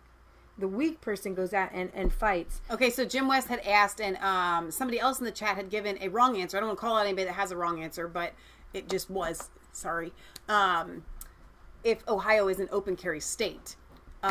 Yes, we are an open carry state. The gun rally that we went to, a Second Amendment rally that we went to on your birthday a couple of years ago was very eye-opening for me. Here's the thing. We are an open carry state, but Jim West is in the UK, for those of you that are wondering. So they don't have the same gun rights that we do. It's when you hear about an open carry state, people don't walk around open carrying. At this particular rally, they did, and I will tell you, I felt safer at that rally than I do anywhere else, because if something were to have happened, that threat would have been eliminated instantly. And I knew that because you could tell that these people were very responsible, well-trained gun owners, and you feel very safe in a situation like that. So yes, we are an open carry state. Yes, you could walk out in broad daylight with a weapon. However, you cannot brandish it in any way. You can't brandish it, and somebody might call the police on you because it's that rare. Does that make sense? They may say, well, there's this person, because a lot of people don't know that we're an open carry state. And then the police would come and they would say, what are you doing? What are you trying to accomplish? They'll just ask you some questions. But it just literally doesn't ever happen. Well, mention Caitlin. She walks around Caitlin Ohio. Bennett. She walks around Ohio with her AR-15. It was funny because somebody had said, aren't you that girl with the AK? And she didn't say, no, I'm the girl with the AR. She said, no, I do not have an AK. Because they don't know. People don't even understand the difference in these weapons. So, leftists argue that the sanctuary county resolutions are purely symbolic and have no force of law behind them, but that's rather naive and perhaps deliberately naive. as it ignores the fundamentals. The force of law is either compelled by conscience or is compelled by violence. The law itself is meaningless without these two factors. If groups of citizens choose not to follow law because they find it morally reprehensible, there is nothing the state can do except to try to frighten them into compliance with the threat of violence. The concept of a law by itself has no energy, and claiming that something is right just because it is now a law is not a valid argument. The leftists argue that state law supersedes county authority and there is no legal standing for sanctuary resolutions. The problem with this argument is that it ignores the fact that the Constitution protects, and you have the Bill of Rights that supersede all laws. So it does not matter if attempts are being made by state governments or the federal government to degrade constitutional rights. The people are empowered to refuse and fight against any laws that violate constitutional rights. For example, Democrats often bring up the history of Jim Crow as a rationale for federal intervention in the legal affairs of states. Jim Crow laws were segregation laws passed by state governments, and in many cases there was resistance on the public level to these laws. Democrats like to cite Jim Crow laws whenever conservatives argue for state rights and the 10th Amendment nullification of unconstitutional federal laws.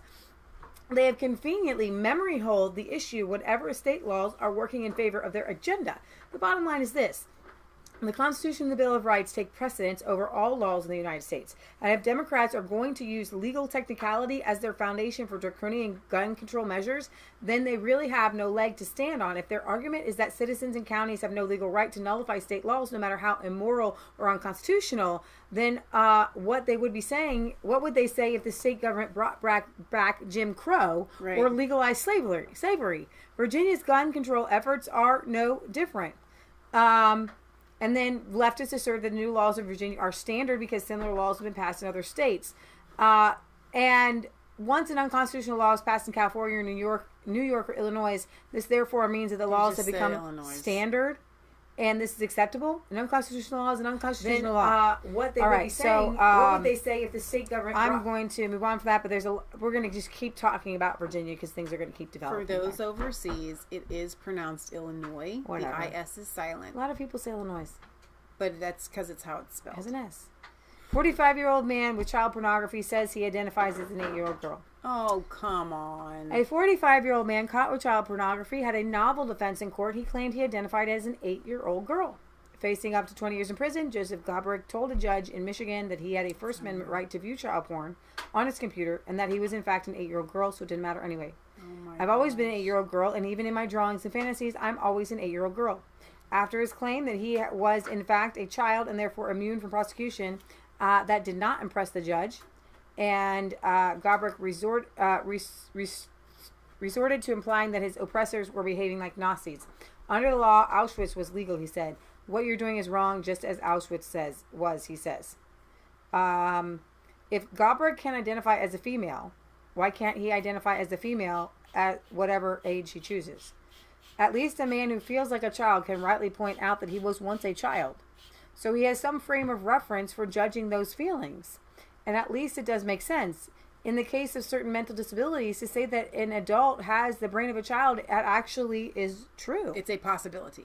None of this vindicates Gabrick to any extent at all. But the point is that trans ageism is actually more credible and makes more sense than transgenderism. It's still bogus, but slightly less so. Age does change after all. I will not be, and then Matt Walsh says, I will not be a 33-year-old man forever, but I will be a man forever. If my sex is a fluid characteristic, how much more fluid must my age be? And this just goes to show the insanity of it. They don't ever have it. There's no way to say we can be this crazy until this, and then anything beyond that is crazy, because there is no stopping point. They have said that there's no. So I think that the LGBTQ community has to get behind this guy. Like, you're required. This is like when they tell us what we have to do because we read the Bible. I'm telling you what you need to do because you're part of the LGBTQ. Because you have this movement and you're trying to talk about transgenderism and you're allowed to self-identify as whoever, whatever you want, you have to get behind this guy. I will stand here and say it doesn't matter what age you are. 8-year-old children shouldn't be looking at other children in a pornographic manner. So that settles that. As far as him not being able to be prosecuted, with your age, it doesn't matter what you identify as. And this goes, I think, back to mentally handicapped people who are mentally handicapped, when they commit crimes, you can correct me if I'm wrong, or you guys can. I think they have to go to a state institution. They have to go to a state institution. So yeah, it's not that he can't be punished, but Right. if you're going to take this to the whatever degree you want to, you're going to be punished, and you will be put probably in isolation somewhere. You know what I'm saying? Like, you can't just say you can't punish me, Yeah. because if you are a threat to society, something has to be done. You can't just, it is illegal to look at pornography. Child pornography. To infinity and beyond, we now have so great. the General of the Space Force. He's been sworn in by Vice President Mike Pence. This week, Air Force General John J. Raymond was sworn in as the Chief of Space Operations for the new United States Space Force. Stop it. While it was initially reported as somewhat of a joke when Donald Trump first announced it, the U.S. Space Force is a very real thing. Attention! Space Force for duty! And it's now the 7th military branch of the Pentagon. So here's what I think has happened. I don't want to interrupt your article here. They scrapped NASA, or they said they were going to. No, NASA's still around. But they remember when they said that they were going to? No, the Space Force is so different than NASA, it's unbelievable. Okay, well, no, NASA is for exploration. Yeah. The Space Force is different. But what I'm saying is, I think they've been watching too much Star Trek. Yep. Did you get my note to Facebook to actually play that thing for me? No, I didn't. I'll look at it. My thing for Okay.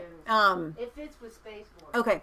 So, and I was just thinking that actually. So I think that they are trying to create some sort of, like, so it's starting out as Space Force, but then I think they want to probably try to meld the two programs so that we can eventually have, like, the Federation. Wait, listen, I'm going to tell you. The Space Force will be comprised of roughly 16,000 officers and other personnel from the U.S. Air Force and the U.S. Space Command. In fact, Raymond is himself a commander of both the Air Force Space Command and the U.S. Space Command, possibly signaling that these agencies will be working very closely and consisting of many of the same members. In addition to the personnel from other agencies, the Space Force was granted $40 million through the 2020 National Defense Authorization Act. Trump is expected to hold a meeting with the Pentagon officials this week to discuss uniform and logo details for the Space Force. It's going to say the Federation. It is so going to say the Federation, and it's going to have the thing. I know it is. You're going to have a little V. It's going to be, boop, boop, beat me up, Scotty. It's going to be great. This meeting will include Defense Secretary Mark T. Esper. So here we have the guy.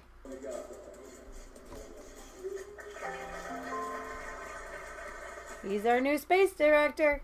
Make sure you step to the side here. And the first decision the president made after establishing the Space Force was deciding who should be its first leader. And I was around when the president made that decision, and I can tell you, he never hesitated. He knew right. He knew. Buzz Lightyear. Buzzy. It would probably play if you were on the internet. Oh, yes, it would, probably. I'm not plugged in. I'm not plugged in. So while you're doing that, let me give you some of my thoughts here on this. So we've been making fun of it, and I want to know. Just explain what it is. Like, seriously, Space Force for Donald Trump, and I'm going to be a little, it's funny. It's funny, but I think in all honesty, what he's talking about is, it's called Space Force, and you automatically think aliens. Yeah. I think that there are talks of expanding warfare between countries to space. And I think that the reason why Donald Trump feels it's necessary, he wants to be ready in case that's where the warfare happens. Mm-hmm. So we're laughing. But there's also satellite warfare. It's already happening, okay? Yeah. So it's funny and it's ridiculous. There's no reason for us to be fighting in outer space, each other, in other countries. Like, this is ridiculous. J. Raymond. Because where that leads to is nukes, in my opinion. Yeah. I think it's wrong. I don't think that any country should be going there. Not to outer space, I just mean going, you know what I'm saying. I don't know. Did you turn off the Wi-Fi? No, I just didn't. It doesn't. Oh, that's weird. That video doesn't want to play. It's not there. It's not turned on right now. Oh, I thought you just turned it on. I thought I did too. I thought you did too. So anyway, now what the video that Patriot Gallery wants us to play. We will build this new service in a way that strengthens our joint force and allows us to move with the speed and agility needed to respond to the current strategic environment. Once built, the Space Force's measures of success will be that our adversaries are deterred and that our joint and coalition partners always have the space capabilities that are... I think that this is a waste of taxpayer money. I think that it's very expensive to go to outer space. Very expensive. Well, we're just talking about the upper atmosphere right now. Okay, it doesn't matter. To me, it's the Tower of Babel type deal. Yeah. There was a movie. Did we watch it the other day, or I saw just like a highlight of it where they were actually kind of doing that? Keep space in the movies where it I belongs. say keep space in the movies. Keeps the upper atmosphere. It's dangerous. I think it's all a bad idea. So, do you want me to play Mom's what part of this? Let's see. From 10 to 15. Okay. Let me close out this now. And 2016, he said they would be coming out with aliens. Mm-hmm. They'll be coming out with spaceships. They'll be coming out with secret bases in the Arctic and pyramids in the Arctic, and all this stuff would be coming out, and a fake Jesus too. So it's all pre-planned. All right, let's switch over here. My whole show is about space and aliens. Okay, and the caveat is here as you watch this is we are not agreeing with this. We love Alex Jones, and I'm supporting everything that he does, almost. But when you take it into that there are aliens, and we actually have friends that kind of believe that there are aliens, and I just, like, my brain wants to, like, hit against a wall. It's not biblical, and it's not factual. This is fantasy. Let me mute this. Are you getting sound? American Rebirth, brought to you by you. The New Renaissance, brought to you by you. Victory over tyranny, brought to you by you. You are the answer. You are the solution. You are the resistance. And everything the globalists do is to demoralize you and break your will and make you feel small and make you feel stupid and make you give up. Don't do that. Don't ever commit suicide just because you don't have a good job and, you know, people look down on you or whatever. Everything's being set up to make you feel obsolete. You're not obsolete. You have a connection to God, a connection to the universe, a connection to timelessness. You're amazing. The fact that you recognize beauty is a form of worship of God. The fact that you can see a sunset and know that it's beautiful. The fact that you can hear Beethoven and know that it's beautiful, it touches your soul, is incredible communion with God's creation and with God, and is interfacing with the universe and recognizing what's wholesome and good. That's holiness. That's righteousness. What is wholesome? What is good? Darren McBreen's grandson was in here the other day. Looked more handsome than a Gerber baby. And I didn't have envy or jealousy. I actually was just celebrating the fact that they handed me the baby. They wanted me to meet the baby. He's 7 months old now. Kellen McBreen works here. It's his son. And it just was this handsome, smart baby smiling at me. And all that goes into that and all the people that come before him. And it was just a celebration. That was God looking back at me. That was innocence. There's a great line with Robert Duvall in the film The Road book. Won the big International Rockefeller Award. The book's even scarier than the film. And almost all the children are dead at that point in the future from some type of collapse. And Robert Duvall's this old man. It's like the archetype of the wizard. You're not even sure he's even really real there. He says, you got to protect that boy. Because that's God right there. That's creation. That's the future. Not that the boy was God. It's not blasphemy, but that youth, that life force. And so what do the globalists tell us? Oh, children, they're crap. Abort them. Get rid of them. Oh, but we love them. Let us run them. Let us tell them how to live. Let us groom them into lifestyles that will destroy them. Because that's the opposite of God. He's wanting to hurt children. Jesus Christ said. I try to find that scene, the Robert Duvall scene. I guarantee you there's only one little scene with him in the movie. Is it around a campfire with Viggo Mortensen? I like Viggo Mortensen. He's been on the show. I like Viggo because he's smart. He's a real liberal. I actually remember you saying this one. He's actually what I told everybody. He's smart enough to actually know what this show is. About the sunsets and being close to God. Knew this was coming. That's actually really good. They thought they could manage it and contain it. I can tell you they're losing again. Okay. It's going to be rough. But if a remnant of humans can make it through what's about to happen with technology intact, but then have good, clean, moral technology rolled out, we can do anything. And that we will go interplanetary very, very quickly. And we'll look back on all our technological developments and there'll be nothing compared to what we're about to be able to achieve. The problem is there is a spirit of evil that is deliberately deploying technology that is bad for us on purpose. Everything is thought out at the international level and by these large corporate governance combines. They do the research. They do the deep dives into everything they roll out from decades and decades of raw research, exploratory research that's farmed by DARPA and other combines. And then that is deployed once it's decided by the corporate combines to be tested on the public at a beta phase and then finally rolled out. So we're being poisoned, microwaved, and dumbed down for our extermination. And they now admit that. They thought we were brainwashed enough and stunned enough to start the announcements of soon we're going to get rid of the humans, you're going to merge the machines, you're going to be a god. And people went, well, wait a minute, Alex Jones has been saying that for decades, and that doesn't sound too good. And I hate to cast ourselves here as the saviors. I'm not. Okay. You're the saviors. So, wait, did you hear him say interplanetary? Yeah. Did you hear him say we're surrounded by aliens? They've been here for a long time and they have a whole army? He didn't say that. He didn't say that. Okay, that must be the other video. But they have a whole army. And they've been on this planet for a long time. And they're from another dimension. They're entities from outer space. I hope you guys can hear Patriot Gallery. And she's been having a hard time getting this clip queued up. You can watch that. I think it's from the 14th, the second hour there.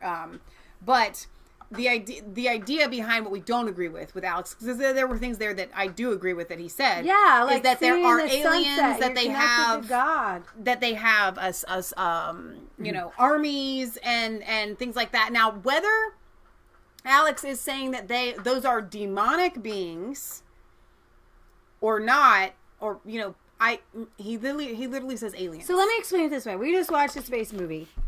And they're out in space for like years and years and years. And first of all, people get up in space and then they can change everything here on our planet and kill everybody. Number one, bad. And secondly, there's no life in space. I know. Interplanetary. Like, okay, first of all, in order for us to have interplanetary existence, you would need to have a planet that we don't know exists that is hospitable to humans, because even Mars, okay, which is the most hospitable planet to humans, the only one, I think, is still inhospitable to humans. You get on Mars, no one wants to go to Mars to live, okay? Like, nobody. So the idea, it's so fantastical what he is saying here. Well, if you watch my video, I just did it at 5 o'clock or 4 o'clock.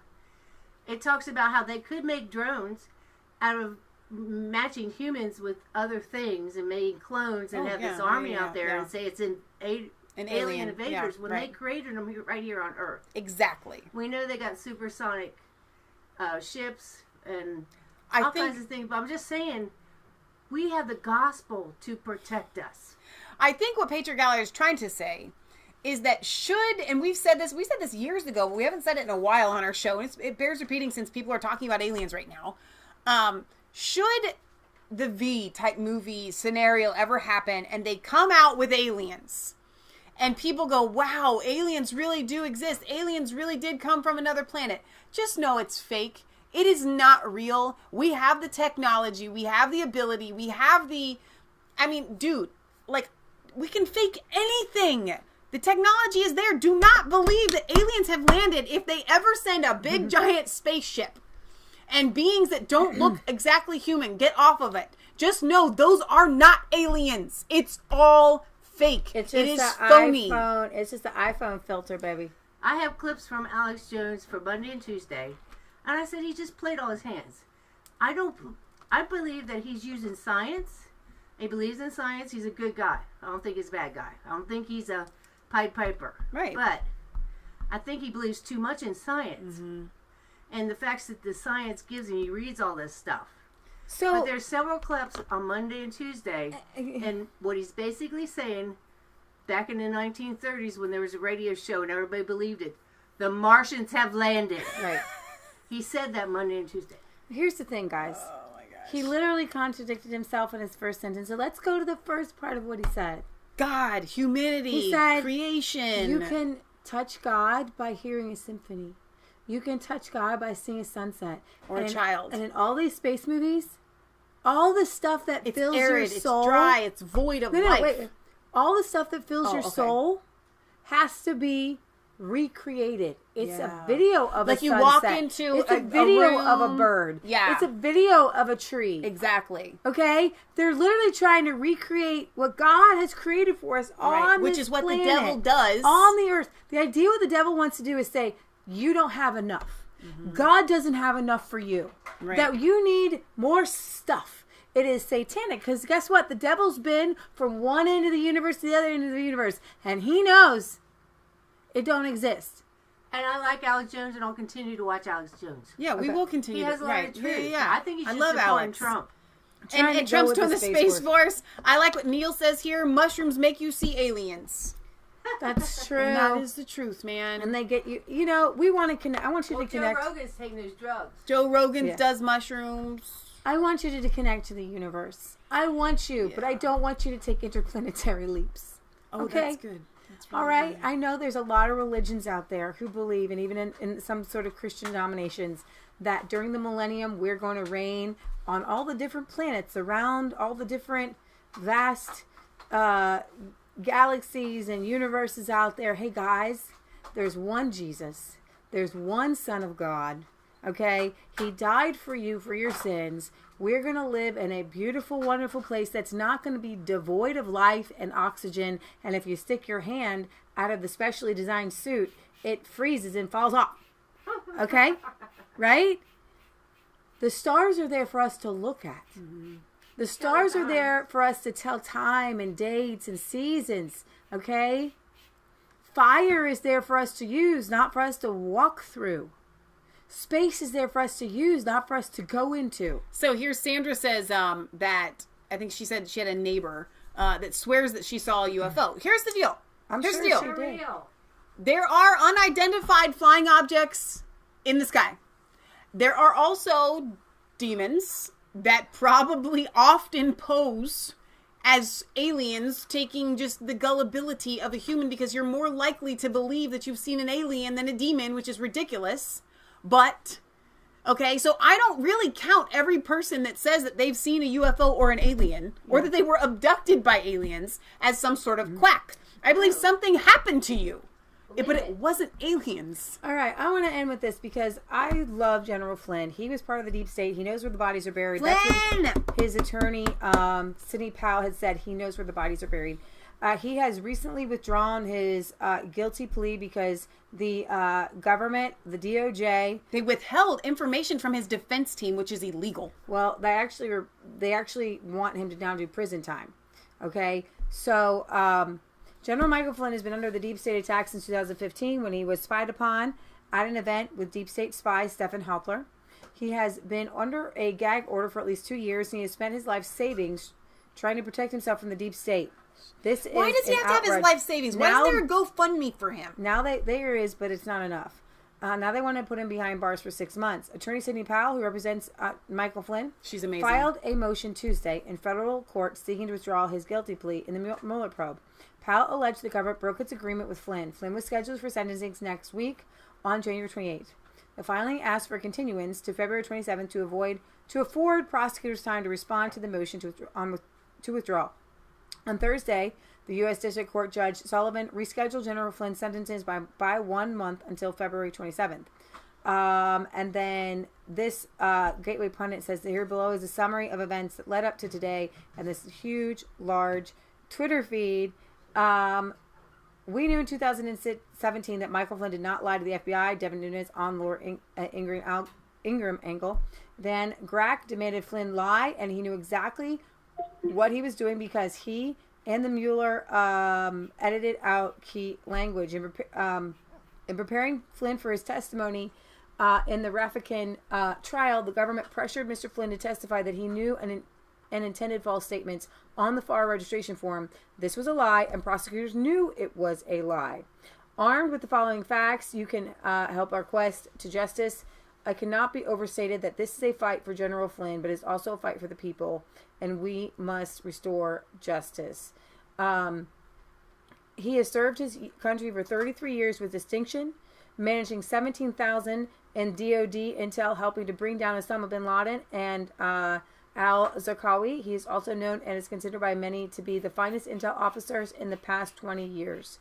They wanted to bring him down because he knew what Obama did. Yep. He knew what Hillary Clinton did. He knew what everybody did. And Donald Trump hired him because of it. Michael Flynn was Donald Trump's best hire ever. And that's why they had to take him out. And that's why they went for him first.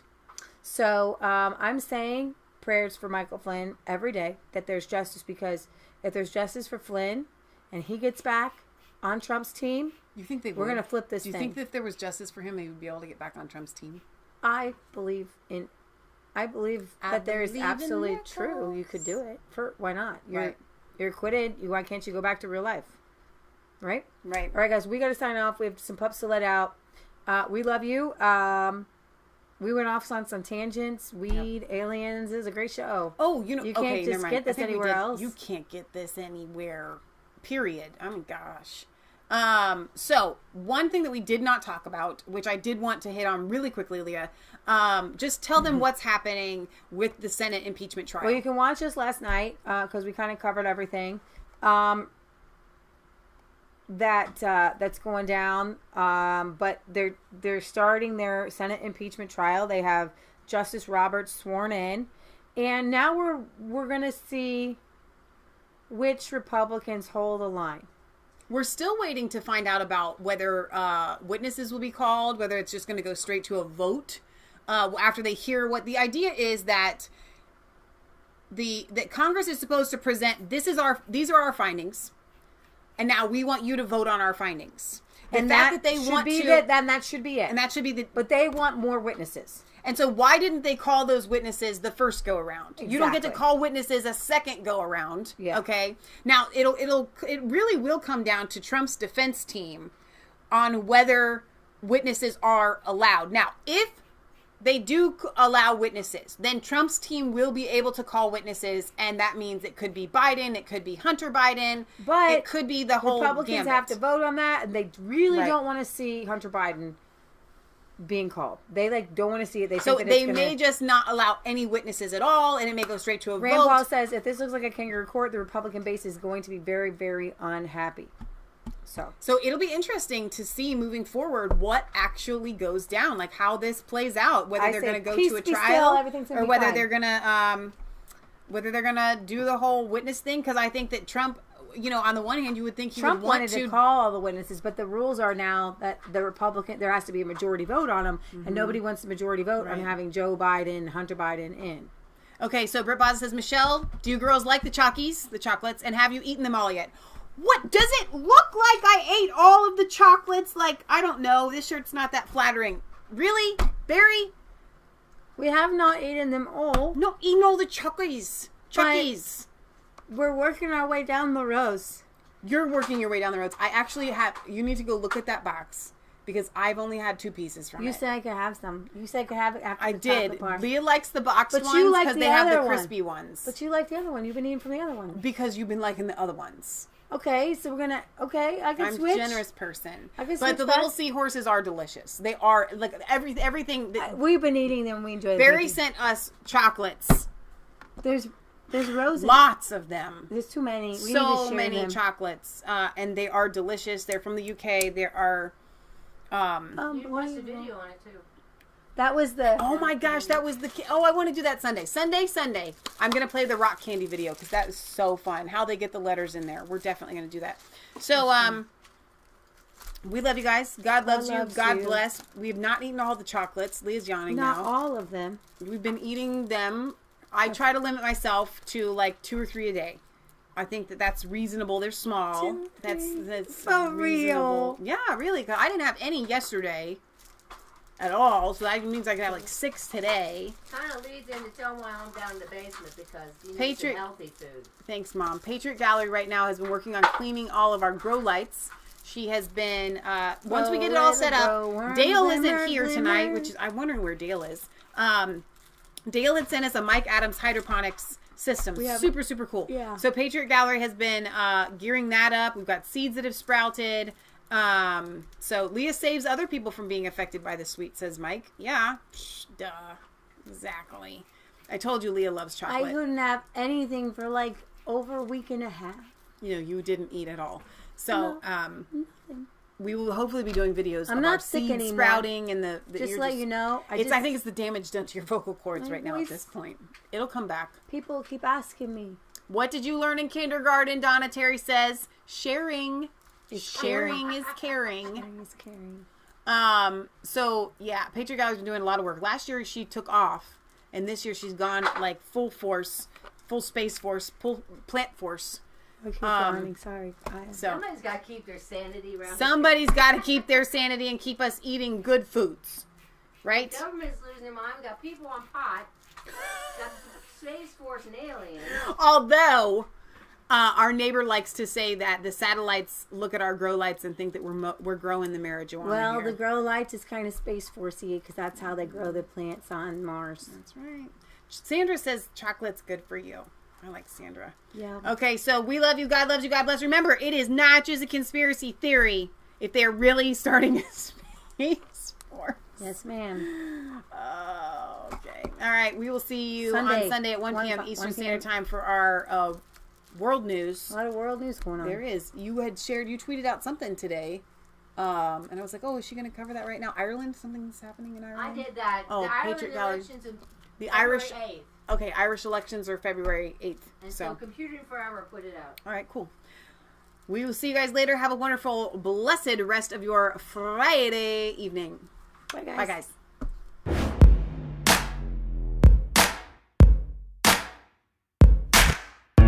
I was cold all alone. No place for home every day. So afraid, but you called my name.